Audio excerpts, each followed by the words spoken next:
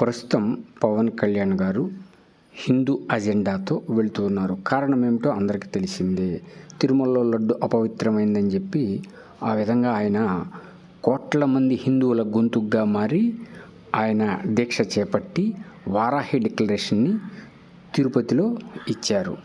అయితే సనాతన ధర్మం బాగా ప్రస్తుతం అనేక ఇబ్బందులు ఎదుర్కొంటుంది. దానికోసం ఎవరైనా సరే బయటికి వచ్చి సనాతన ధర్మం గురించి మాట్లాడితే ఎంతోమంది సెక్యులరిజం పేరుతో వాళ్ళని దూషించటం, హిందూ దేవుళ్ళని తిట్టడం ఇది ఫ్యాషన్గా మారిపోయింది. కాబట్టి ఎవరో ఒకళ్ళు ముందుకు రావాలి. ఆయన వచ్చి కోట్ల మంది హిందువుల గొంతుగ్గా మారితే చాలామందికి ఇది కంటగింపుగా ఉంది. చాలామంది ఎంతసేపటికి హిందూ మతాన్ని దూషించడం, హిందువుల్ని దూషించడం తప్పితే ఏదైనా ఉందా? లేదు. మరి ఎవరో ఒకళ్ళు ముందుకు రావాలి, వచ్చి మాట్లాడితే. ఇప్పుడు ఆయన ఒక పీఠాధిపతిగా మారాడు, ఆయన హిందువుల గొంతుక, కొత్త రాజకీయం, కొన్ని యూట్యూబ్ ఛానల్లో అయితే ఈయన మరలా కొత్త రాజకీయం మొదలుపెట్టాడు, అది ఇదని అవ్వాకులు చెవ్వాకులు పేలుతున్నారు. హిందువులుగా బతకటానికి ఇబ్బందిగా ఉంది. అది ఎందుకు అనేది మీ అందరికీ తెలుసు.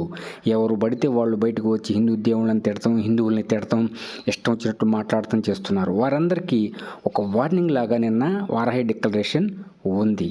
కాబట్టి హిందూ గొంతుగ్గా మారితే తప్పేంటి? మారకూడదా? పీఠాధిపతిగా మారకూడదా? ఏమి భారతదేశం రాజ్యాంగబద్ధంగా నడవటం లేదా? మీ ఇష్టంతోనే మేము బతకాలా? ఇదే అడుగుతున్నారు ప్రస్తుతం పవన్ కళ్యాణ్ గారు. మీరు ఇష్టపడితేనే మేము తిరగాలా? మీరు ఇష్టపడితేనే మేము భోంచేయాలా? మీరు ఇష్టపడితేనే మేము నిద్రపోవాలా? ఏంటి పరిస్థితి?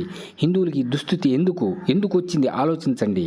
కాబట్టి హిందూ గొంతుగ్గా మారిన పవన్ కళ్యాణ్ గారికి హిందువులంతా సపోర్టు చేయాలి. చేయలేదంటే వాళ్ళు హిందువులే కానట్టని ఇప్పుడు ప్రజలందరూ అభిప్రాయపడుతున్నారు.